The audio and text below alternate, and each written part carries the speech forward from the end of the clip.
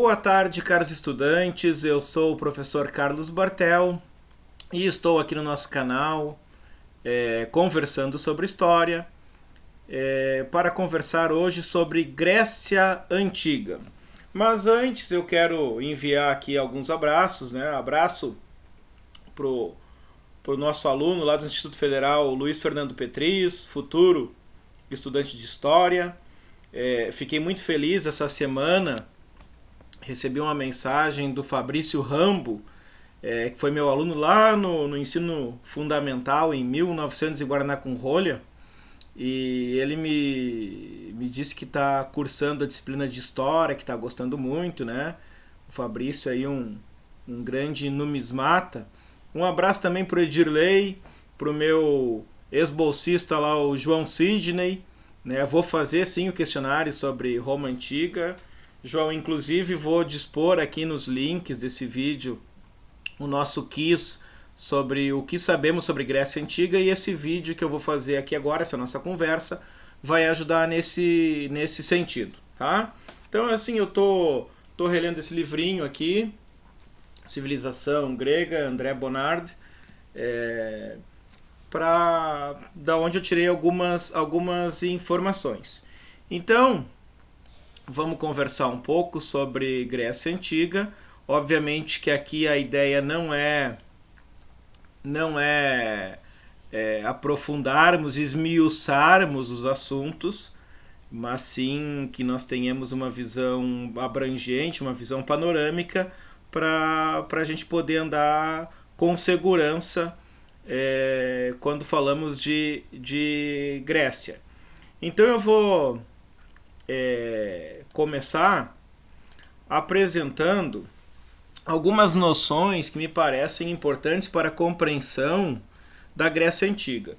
Primeira noção é uma questão geográfica, né? A história é uma ciência que acontece em algum tempo e em algum lugar. E que lugar é esse? É o Mar Mediterrâneo, né? A bacia do Mar Egeu.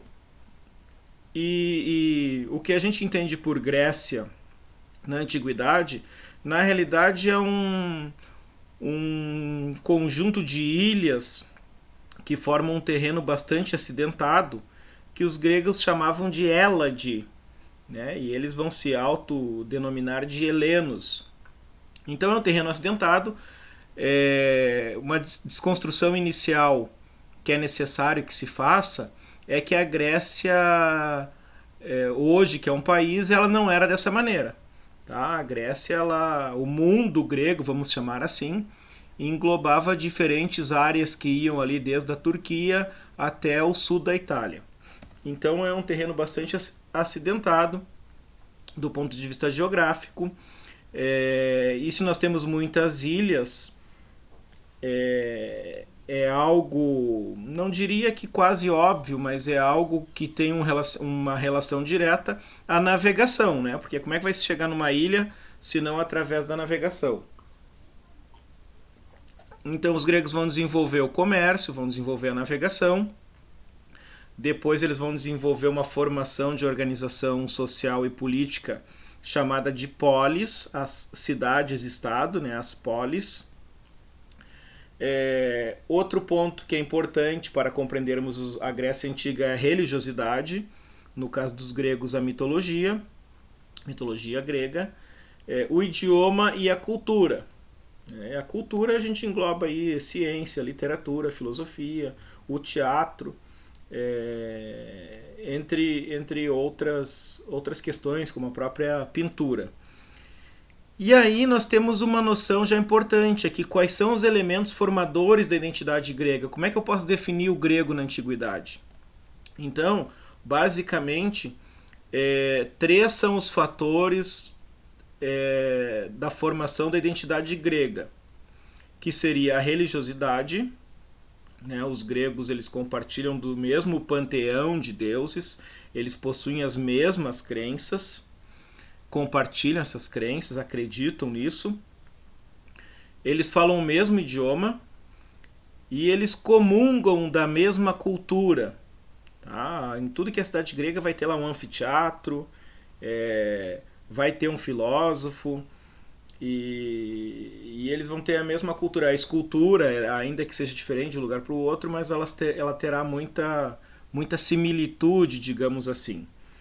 Tá? Isso é importante porque se na Grécia os grupos sociais vão se organizar através de cidades-estado, e nós vamos ver o que significa isso, né? Mas a gente já tem que pensar a cidade-estado como uma célula independente das demais.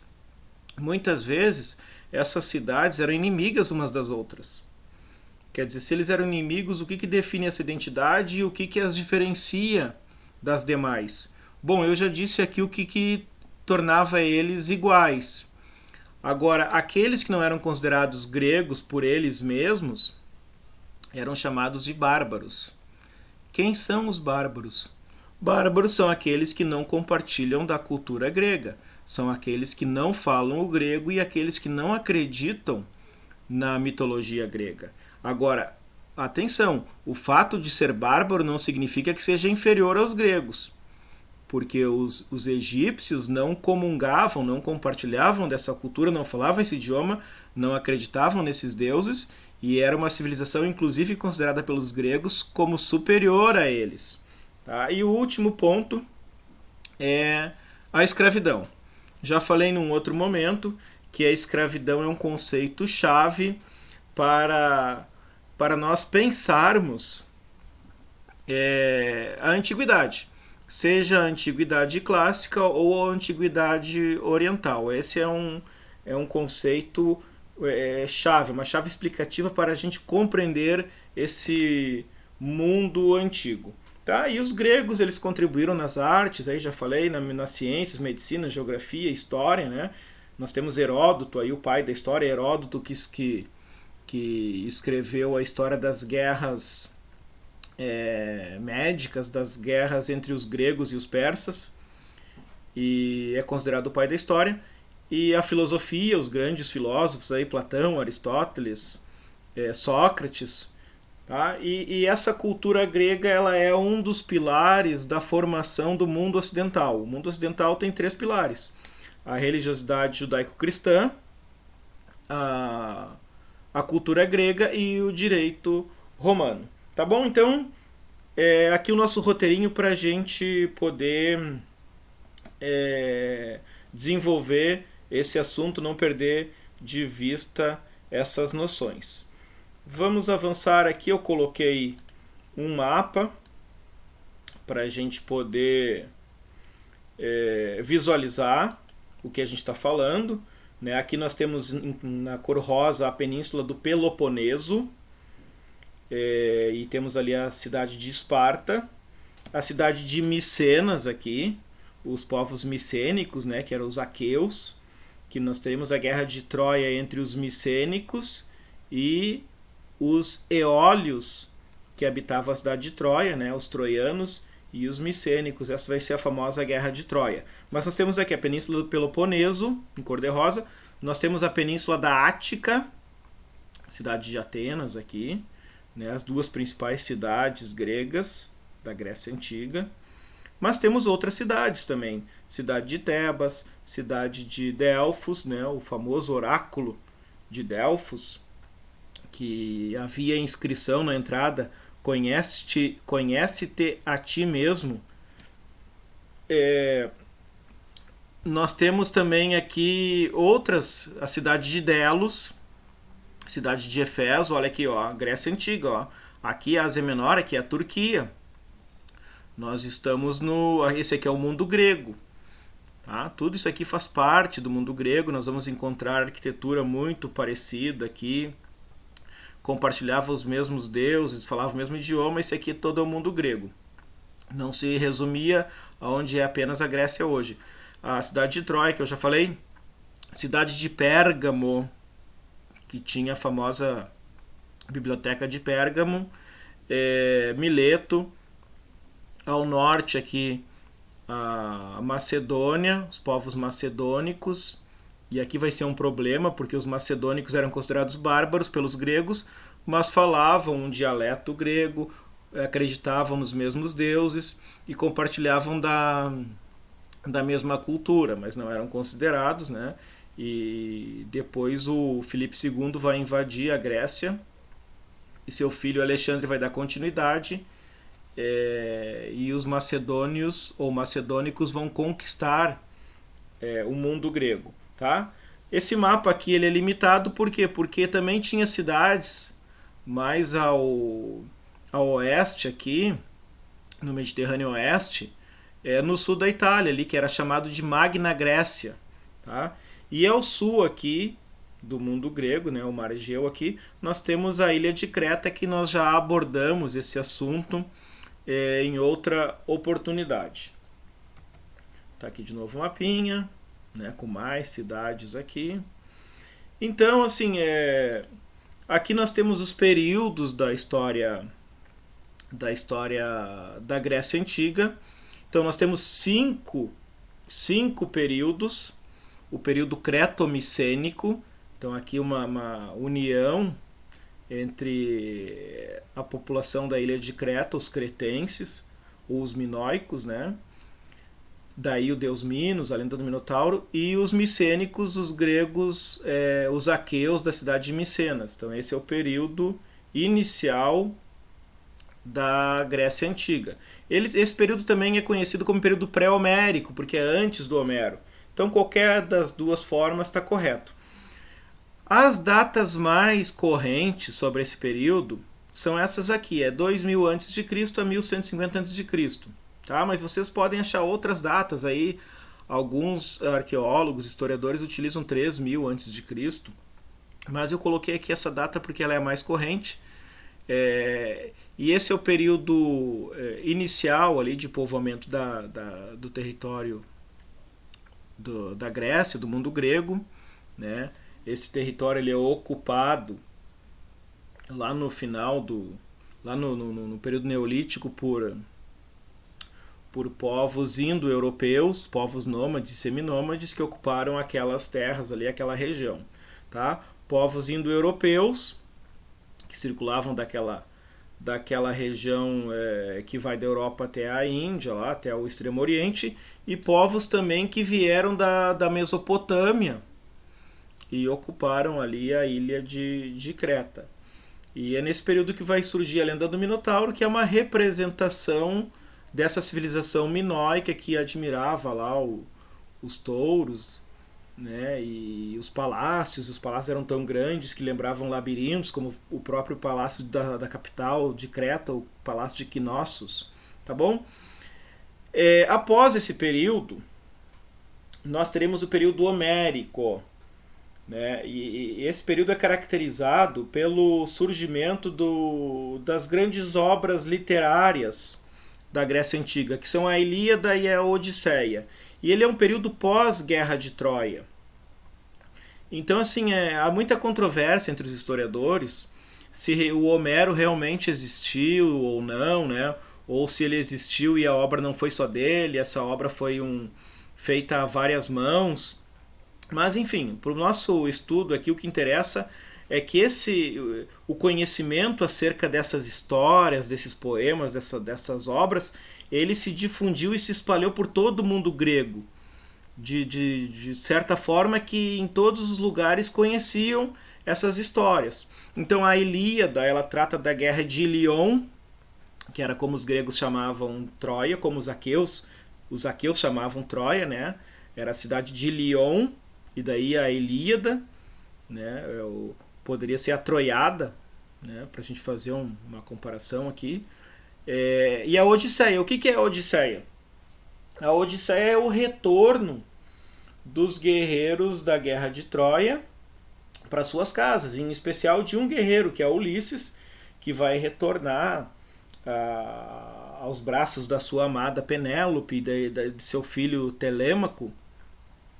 E ele vai parar numa ilha, vai se desentender lá com os Cíclopes. E eu sei que Poseidon vai acabar castigando ele, e ele vai ter um atraso muito grande para chegar em casa, vai ficar anos navegando até chegar em casa. Tá? Os gregos conheciam de cor essas histórias.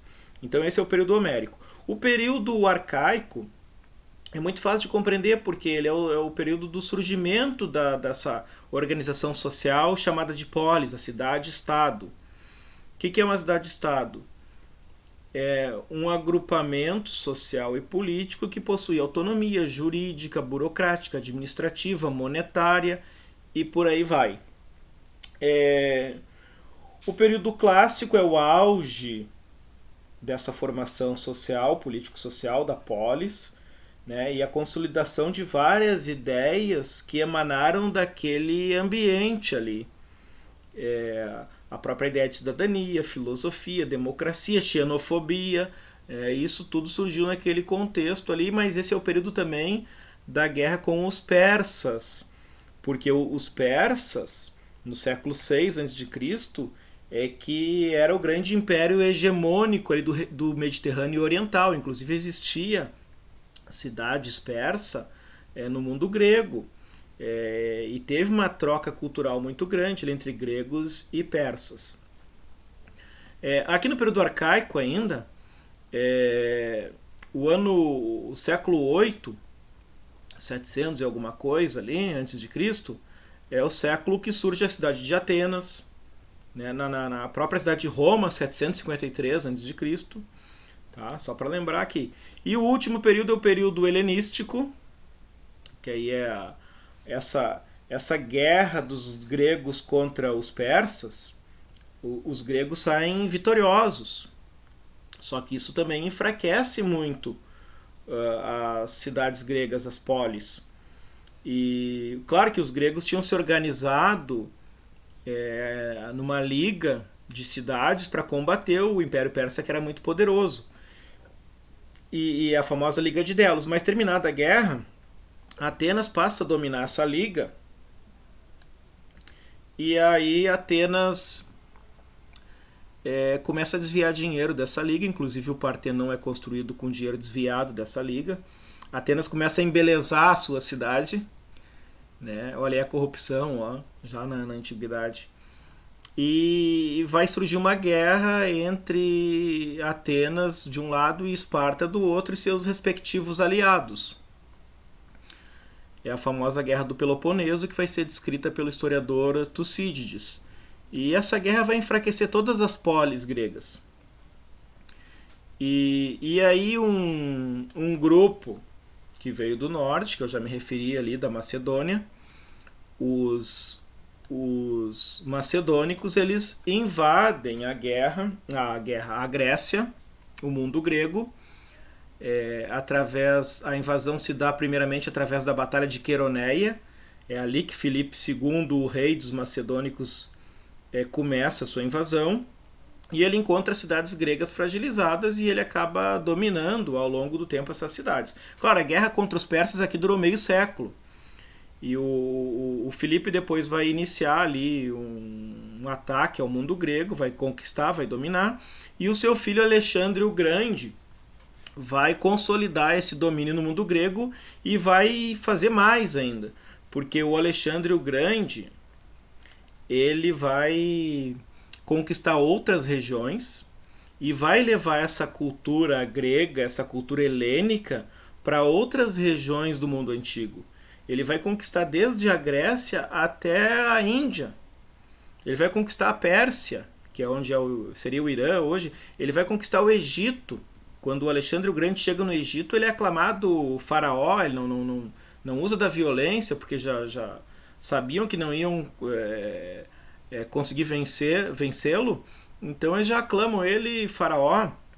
Então o Alexandre, então, ele leva essa cultura grega para essas diversas regiões. Claro que essa cultura ela vai ser absorvida de modo diferente de uma região para outra, tá? Mas o que importa aqui é isso, que o helenismo se refere à difusão da cultura grega pelo mundo antigo.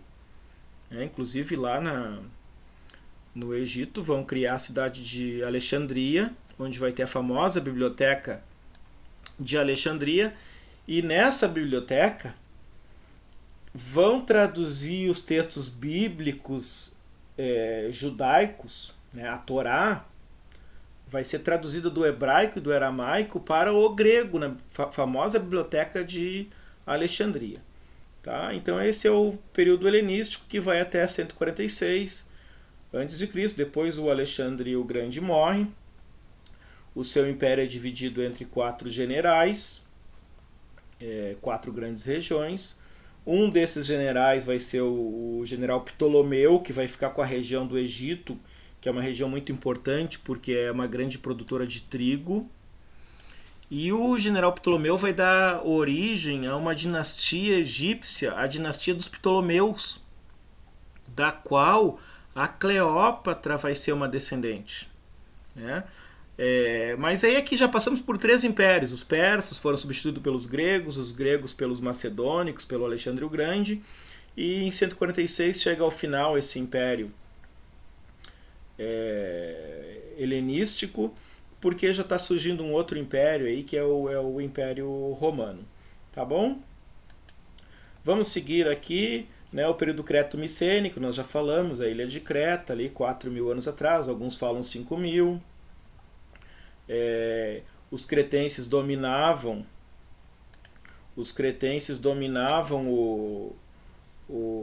a península, né, exigiam impostos, isso está representado na lenda do Minotauro.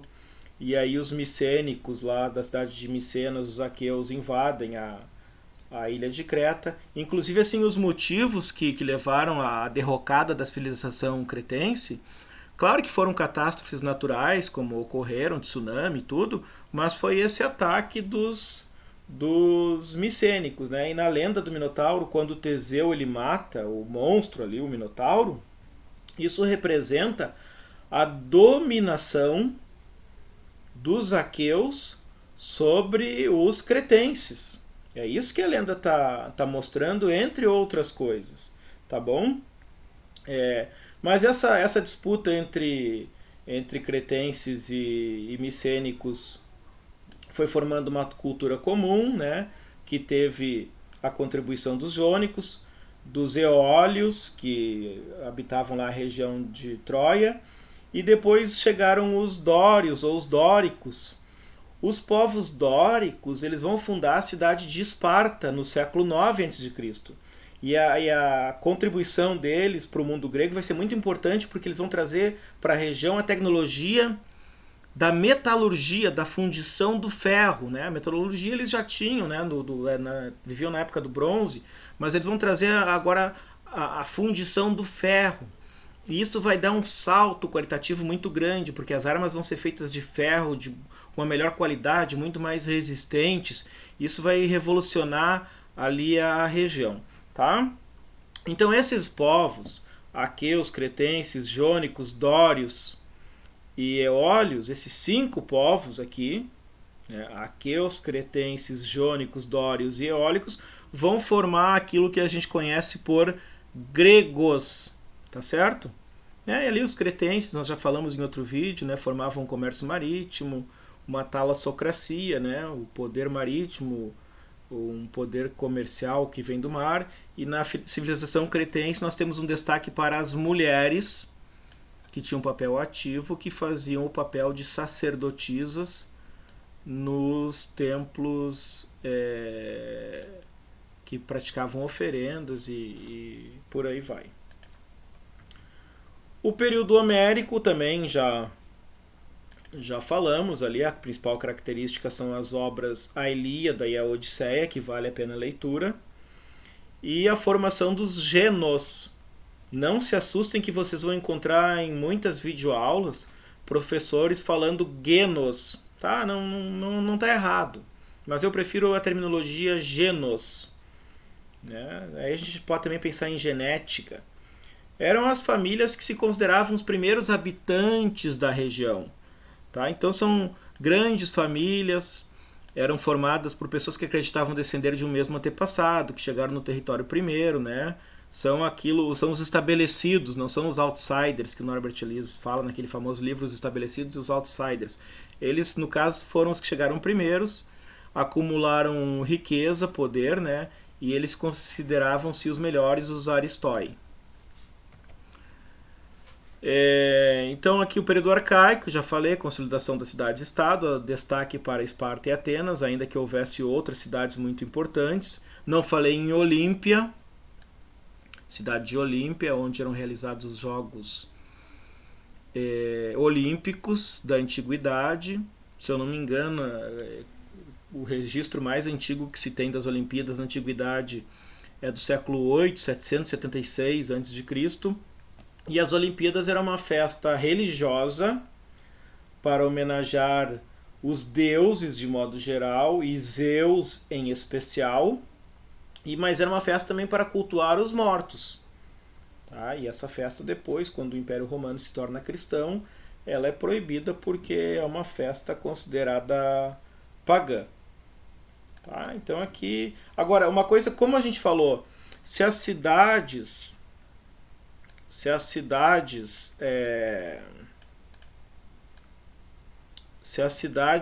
estado tinham autonomia política, administrativa, burocrática, enfim, elas tinham diferentes formas de governo. Tá? Coloquei algumas aqui: a monarquia, né? Governo de a oligarquia, tirania e democracia. Então eram diferentes formas de governo, diferentes formas de que cada cidade vai encontrar para se desenvolver. Ainda sobre os períodos, período clássico é o auge da polis, consolidação de diversas ideias, a guerra contra os persas, isso a gente não pode esquecer. E por fim o período helenístico, que é o domínio macedônico, primeiro com Filipe II e depois com Alexandre o Grande e seus generais.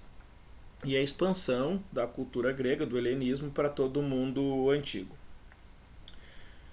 Tá, então, dos períodos da Grécia Antiga, isso, são 5 períodos, caracterizei aqui de modo básico cada um, para a gente poder se situar no tempo, né, e mostrei alguns mapas para que a gente se situe também no espaço. Então, assim, falando mais um pouquinho sobre a polis, e aqui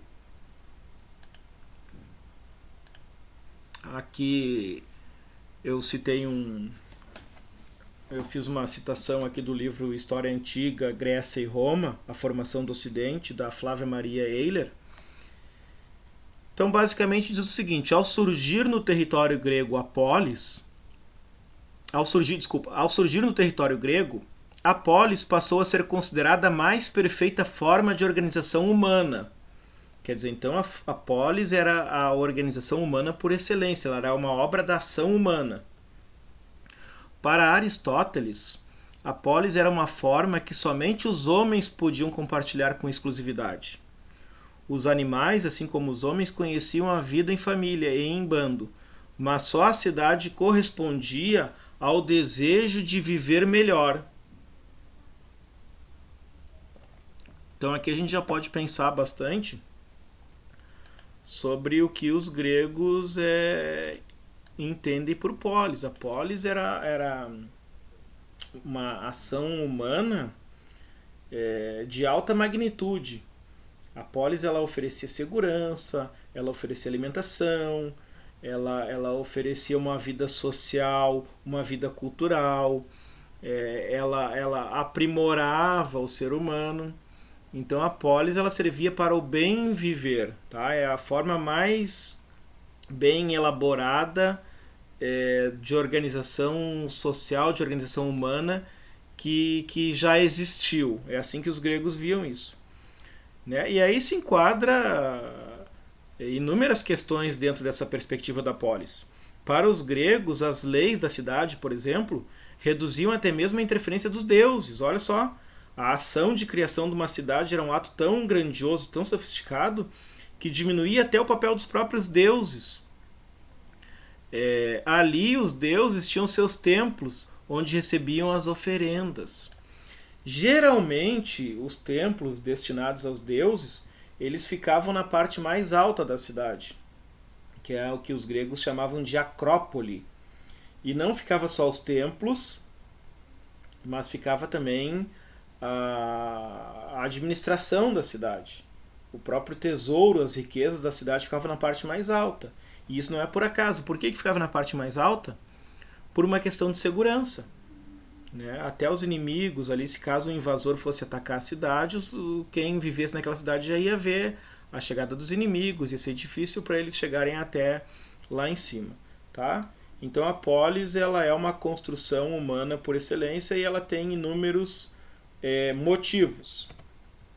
Então aqui eu vou falar agora, e já vou encaminhar daí o encerramento dessa nossa videoaula, de duas cidades, né, as duas cidades principais desse período que a gente viu, que são as cidades de Esparta, que possuem um governo oligárquico, e a cidade de Atenas. Então a cidade de Esparta, ela se localiza, como a gente viu no mapa, lá na península do Peloponeso, e é uma região apropriada para a cultura da vinha, né? Produz uva, vinho. E isso era tão importante que os gregos vão ter um deus do vinho, lá o Dionísio, da festa, do vinho, das aventuras. E é uma região apropriada para o cultivo da oliveira, com a qual se faz o azeite de oliva. A Esparta era uma cidade de caráter militar e oligárquico. E o governo da cidade de Esparta tinha como um de seus principais objetivos formar cidadãos que seriam modelos de soldados. Então isso tem toda uma ação política ali para formar esse perfil de cidadão. Tá? A cidade de Esparta, ela dividia-se em três grandes classes sociais.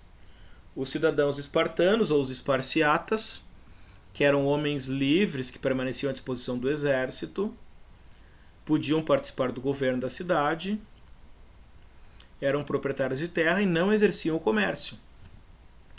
Já o outro grupo, que são os periecos, eram homens livres, mas eram estrangeiros, então eles não são esparciatas. Eram comerciantes, artesãos, poderiam até ser muito ricos, mas eles tinham que pagar impostos e não possuíam direitos políticos. Eles não poderiam interferir nas decisões e na política da cidade. E eles estavam submetidos à autoridade dos espartanos, inclusive eram convocados para participar das guerras caso fosse necessário. O terceiro grupo é os ilotas, que eram servos do Estado. Aqui a gente não pode dizer que eles eram escravos, porque eles não tinham um senhor específico, eles pertenciam ao Estado, eles tinham que cumprir ordens do Estado, eles não tinham direitos, mas também não era uma propriedade individual. Tá? É um debate que fica em aberto. Eles eram oprimidos pelos espartanos, né? E a gente chama eles aqui de camponeses porque eles trabalhavam basicamente com a terra, ainda que fizessem também outros trabalhos. Então essa aqui é a estrutura da sociedade espartana. Vamos seguir aqui. Tá ali uma fotinho, ali os esparciatas, os periecos, os três grupos sociais, né? Ah, professor, mas e a mulher? Não, a mulher, no mundo grego, ela é um ser humano de segunda categoria, ainda que em Esparta ela vai ter um papel diferenciado se nós compararmos com Atenas, por exemplo. Há um banquete, os esparciatas aqui se banqueteando, aqui os esparciatas prontos para a guerra, né? Fica aqui a dica de filme, já os 300 de Esparta, na famosa Batalha das Termópilas contra o exército do imperador persa, o Xerxes. Tá, vamos seguir. Os periecos, comerciantes, né? E os ilotas trabalhando, arando a terra ali.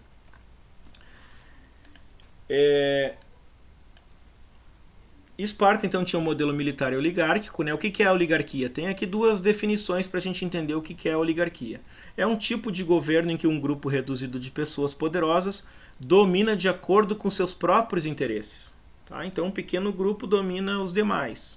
Né? Um pequeno grupo, ou alguns grupos, né?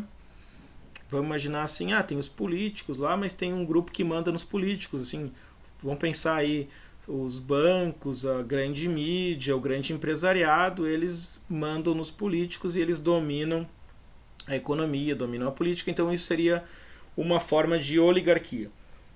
É o regime político no qual o poder é exercido por um pequeno grupo de pessoas pertencentes ao mesmo grupo, classe ou família. Tá? Algumas famílias aí que mandam. No Brasil do século XIX, nós tínhamos muitas oligarquias aí mandando nos seus estados. Ainda existe isso hoje, mas é bem menor do que no século XIX. Tá? Então aqui as definições de oligarquia. E agora um assunto muito importante, que é a educação. Em Esparta, aqui é uma curiosidade, né, mas a gente tem que ficar atento porque isso aqui vai nos apontar para alguns caminhos. Em Esparta, a educação era voltada para a guerra. A obediência não é uma educação que faz questionar, que faz refletir, que faz pensar o mundo. É uma educação para aprenderem a obedecer e não questionar. Então é a educação voltada para a guerra, para a obediência e para o vigor físico. Isso aqui é muito importante. O que impunha um código moral bastante rígido. A criança ao nascer era examinada por um conselho de cidadãos, né, geralmente os mais velhos. A gerúsia, que avaliava a sua condição física. Caso houvesse alguma deficiência, essa criança era tirada de um desfiladeiro. Então nós temos aqui já um processo de eugenia, né? A seleção daqueles que são considerados melhores, sobrevivem, os doentes ali, os que têm algum problema físico, são executados. Tá? O que era bastante aceito socialmente. Com o tempo, isso aqui vai ter um problema. Qual é o problema? Como os casamentos eram muito dentro do grupo, vai começar a nascer muita criança com deficiência e vai ter uma mortandade muito grande, um verdadeiro infanticídio. Tá bom? Vamos seguir aqui. Crianças eram entregues ao Estado espartano a partir dos 7 anos, a educação. Então eles saíam da tutela dos pais e iam para a tutela do Estado, a fim de serem preparadas para a educação militar. Claro, se o objetivo do governo era formar soldados militares, eles tinham que ser educados desde pequenos. Como é que se educa um soldado? Vai aprender a resistir à dor, vai fazer exercício físico, vai cuidar do corpo, vai ter vigor físico, vai aprender a lutar, vai aprender a combater com a espada, né? Garantiam assim a proteção da cidade e a ordem interna. Só abrindo um parênteses, o Estado nazista fez algo muito parecido aos espartanos. O nazismo, para começar, que eles inventaram o projeto Libersbora, que era assim, criar arianos puros. Aí pegava um casal lá de jovens que eram considerados puros, e esses casais procriavam. Quando nascia a criança, essa criança era retirada do casal. O casal nem sabia que sexo era a criança. Logo que nascesse, né? E essas crianças eram filhas do Estado nazista. Então, assim, a mãe não tinha nem como procurar a filha depois, muito menos o filho, porque não sabia nem da cidade onde eram os seus pais, nem nada, né? Era o projeto Libersbol para formar crianças para o novo Reich, que era um projeto eugênico. Naquele filme Aleluia Gretchen, do Silvio Bach, que é de uma família nazista que vem para o sul do Brasil, tem uma passagem no filme muito interessante ali, que a filha do casal, ela tá grávida e ela perde o filho, e o filho dela era de um agente, de um soldado da SS, e o soldado diz para ela que ele tinha que ter filho com ela para gerar uma nova linhagem para o Reich alemão,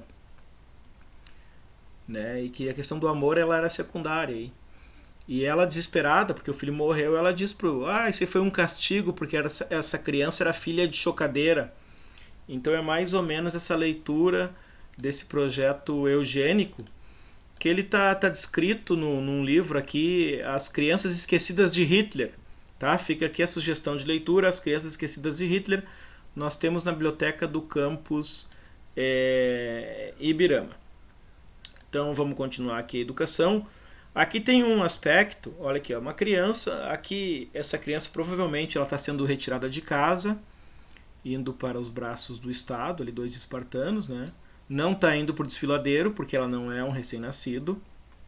Tá? Então aqui uma imagem. A educação dos jovens, né? Receber uma educação até tornarem-se guerreiros, a luta ali, preparo físico, atletismo. Passavam a juventude inteira treinando. As lutas ali. Aqui chama atenção para o papel das mulheres. Então as mulheres aqui elas tinham um papel diferenciado. As mulheres elas tinham um papel diferenciado se nós compararmos com outras polis gregas. As mulheres elas recebiam desde a infância um rigoroso treinamento físico e psicológico. Praticavam ginástica, participavam de jogos. Né? Por que isso? Porque era a obrigação das mulheres gerar bons filhos. Então ela tinha que ter uma boa saúde, ela tinha que ser saudável. Né? Para gerar filhos também saudáveis para servir ao Estado. Então as mulheres praticavam exercícios, elas não tinham só a vida doméstica. Exercícios que lhes garantissem uma vida forte e saudável. Tá? Isso aqui é uma característica bastante peculiar da cidade de Esparta. E a organização política dessa polis? Ela era uma cidade governada por 2 reis, ela não era uma monarquia, ela era uma diarquia. E esses reis desempenhavam papéis diversos, eram chefes militares, políticos e religiosos, né? Eram sacerdotes. Comandavam o exército, organizavam a religião e também eles faziam o papel do judiciário. Eram juízes que executavam as leis e condenavam. Por sua vez, a administração era exercida por 3 instituições. Tá? Tinha os reis em cima e 3 instituições. A gerúsia, lembrem-se aqui de geriatria, né? Gerúsia significa velho. A gerúsia, que era o conselho dos anciãos, conselho dos homens mais velhos. A ápela, que seria uma forma de legislativo formada pelos cidadãos espartanos. E o conselho dos éforos, que seria como se fosse os prefeitos da cidade, né? Que eles eram escolhidos pela ápela. Tá? Então essa aqui é a estrutura política. A gente viu a estrutura social, cidadãos espartanos, ilotas e periecos, e agora a estrutura política. Então a gerúsia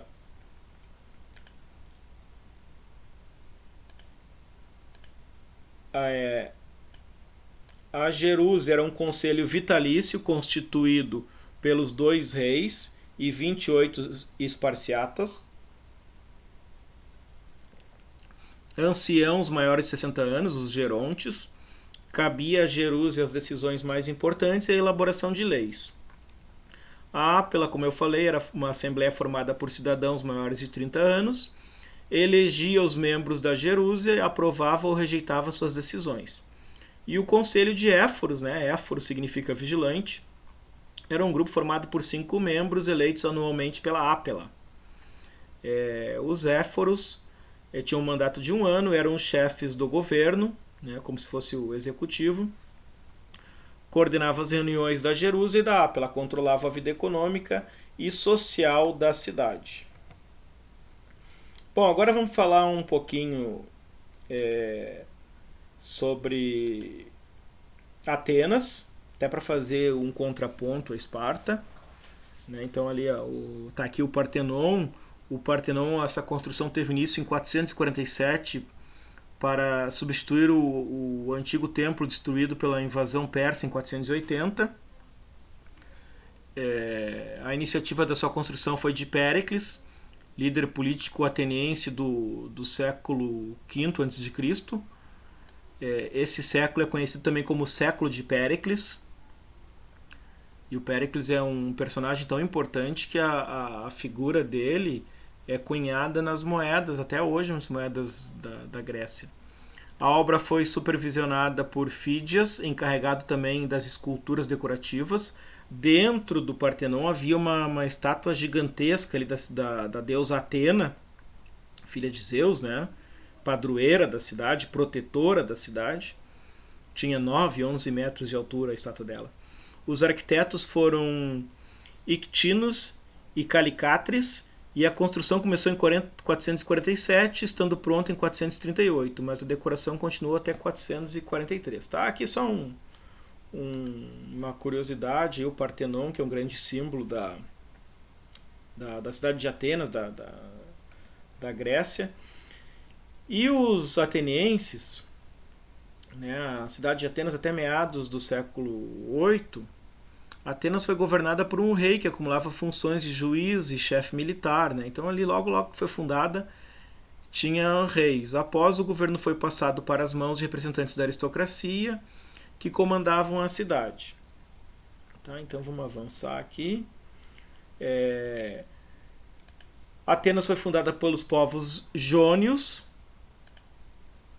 e situa-se na planície da Ática, como a gente viu lá no início. O centro da cidade localizava-se numa colina alta, né, que eu falei, é a Acrópole, que é uma produção natural. E devido à pouca fertilidade dos solos da região, os atenienses lançaram-se à navegação marítima. Tornaram-se excelentes navegadores, marinheiros, chegando a dominar grande parte do comércio no Mediterrâneo. Tá, aqui é a parte alta, aqui, ó, Ibirema também tem, ó, o Ranza-Re aqui, fundado em 36, tá, ele fica na parte alta. Né, eu faço essa brincadeira aqui porque Ranza-Re significa a parte alta de Hansa, né, que aqui era a colônia Hansa-Amônia, Hansa lá da Liga Hanseática da cidade de Hamburgo. Tá, e tá aqui a nossa Acrópole, templo da deusa Atena, aqui as muretas, né, aqui tinha outros templos menores. E aqui é a cidade, aqui nós temos a Ágora. O que é a Ágora? É a praça pública onde se reúnem os cidadãos para tomarem as decisões. Né? Então a sociedade ateniense ela era dividida também em 3 grandes classes sociais. Os cidadãos, né? Não é cidadãos, apesar de existir essa palavra, aqui em Dalberge, em Santa Catarina, tem a famosa Rua dos Cidadãos Livres, mas tirando a rua aqui o termo correto é cidadãos. É dividido entre cidadãos, metecos, olha aí, ó, cidadãos livres, tá aí a prova, tá? Quem tinha alguma dúvida, tá aí, existe cidadãos, tá? Então, 3 grupos: cidadãos que tinham direitos políticos e participavam do governo da cidade, eram homens maiores de 21 anos, filhos de pai e mãe ateniense, caso não tivesse essa combinação aqui eram considerados estrangeiros, grandes e pequenos proprietários de terras, metecos, né, e os escravos. Os metecos eram os estrangeiros que viviam em Atenas, eram proibidos de comprar terras e não tinham direitos políticos, trabalhavam no comércio e no artesanato, pagavam impostos para viver na cidade, podiam ser convocados ao serviço militar. E os escravos, né, eram prisioneiros de guerra comprados nos mercados de escravos, ou filhos de escravos que viviam na cidade.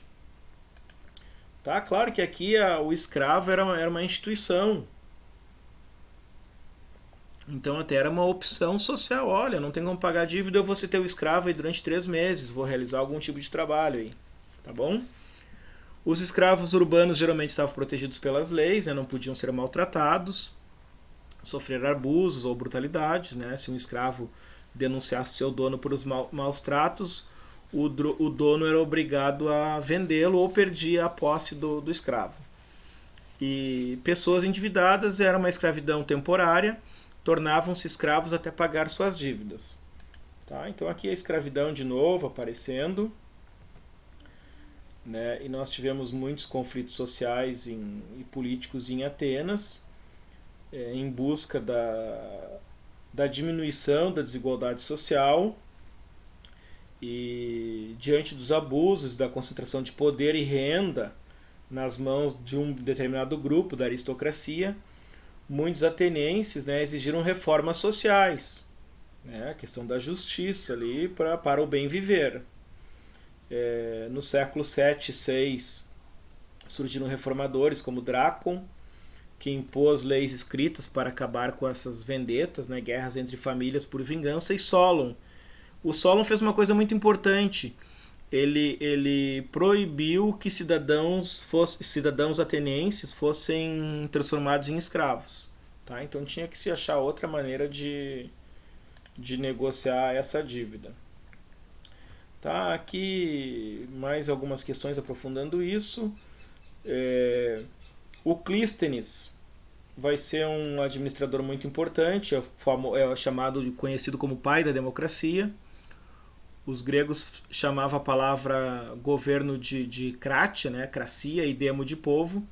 Por isso seu governo era chamado de democracia, governo do povo. E aqui é uma democracia direta. Como assim direta? O povo vai lá na ágora, vai lá nos espaços de discussão e o cidadão ele tem direito à palavra na assembleia. Tá? É o princípio da isegoria. O que é isso, isegoria? Direito à palavra na Assembleia. Ele tem direito de voz, direito de falar. E diferente, por exemplo, aqui do Brasil, que a nossa democracia é indireta. Como assim? Eu posso ir lá no Congresso e falar bastante, mas de nada vai valer aquilo ali. Por quê? Porque eu escolhi uma pessoa para me representar politicamente e essa pessoa vai lá e representa os meus interesses, ou não, né? E essa é a famosa democracia representativa. Mas a dos gregos é direta, não escolhe ninguém, vai um próprio cidadão lá conversar, falar, esbravejar e pedir. As reformas políticas administrativas de Clístenes instituíram a democracia ateniense, que florescera no século V a.C. O famoso século de ouro de Atenas, também conhecido como século de Péricles, conforme eu falei. Tá? E aí aqui alguns conceitos importantes que a gente tem que ter essa noção aqui. São 3 conceitos que são princípios da democracia. A isonomia. O que é isso? Isonomia? Igualdade de todos perante a lei. Então, por exemplo, se a gente for ler a Constituição brasileira, nós vamos encontrar muito essa palavra, isonomia. É igualdade de todos perante a lei. Tá? Isso serve muito para serviço público, isso é muito aplicado no ramo do direito e é um conceito muito usado na justiça brasileira. A isegoria, que eu falei, igualdade de direito ao acesso à palavra na Assembleia, e a isocracia. Né? Todo cidadão ele tinha o direito de participar do governo do poder. Tá? Então, tratava-se de uma democracia direta, né, enquanto hoje, nas sociedades ocidentais, vigora a democracia representativa. E a educação ateniense, diferente da educação espartana, ela tinha por objetivo formar cidadãos, né, não era apenas guerreiros, era cidadão de modo amplo, que fosse governar bem a cidade, que tivesse uma capacidade de pensar, de estabelecer estratégias, de filosofar, ser um artista. Então era um cidadão completo. Aos 7 anos os meninos eram entregues ao pedagogo. Né? O que significa pedagogo? Aquilo que conduz. Tem a professora de pedagogia, ela vai conduzir a criança ao aprendizado, à educação. Né? E esses alunos faziam aulas de música, gramática, ginástica, aprendiam a arte de falar em público para governar. E as meninas geralmente ficavam sob proteção materna, sendo preparadas para o casamento, né? Eram submissas e raramente saíam de casa, ou seja, tinham um papel muito mais passivo do que as mulheres de Esparta. Até tem a música famosa Mulheres de Atenas, do Chico Buarque de Holanda. Tá? Vou colocar o link aqui também, junto com o questionário ali, o que sobre Grécia Antiga. Aqui, educação ateniense. Esses professores poderiam ser escravos, capturados em alguma guerra, tudo, e os atenienses, como eram muito inteligentes, eles não iam botar o escravo que era um sábio para carregar pedra ou trabalhar na lavoura. Ele ia educar a juventude e compartilhar aquela sabedoria que ele tinha. E aí aqui já as guerras médicas, né, e a guerra do Peloponeso, que é um assunto... É o nosso próximo assunto. Eu estou organizando aqui um gráfico com 10 guerras importantes da antiguidade. e vou discutir com vocês, até porque essa nossa aula aqui foi bastante extensa, mas eu trouxe uma carga muito grande de informações, que obviamente aqui é um grande resumão que eu faço, porque se a gente quiser aprofundar nesses assuntos, a gente precisa exercitar a leitura e estabelecer comparações com o mundo que a gente vive hoje, porque eu sempre digo, a gente sabe muito mais sobre gregos e romanos do que os nossos povos indígenas aqui do Brasil. Claro que essa aqui é uma discussão grande, mas um dos motivos disso é o fato de que essa é uma base do nosso mundo ocidental. O nosso próprio idioma, ele é de origem latina, ele tem ligação lá com os romanos, tá bom? Agradeço pela audiência, deixo aqui um grande abraço a todos, um abraço do professor Carlos, bons estudos e até a próxima!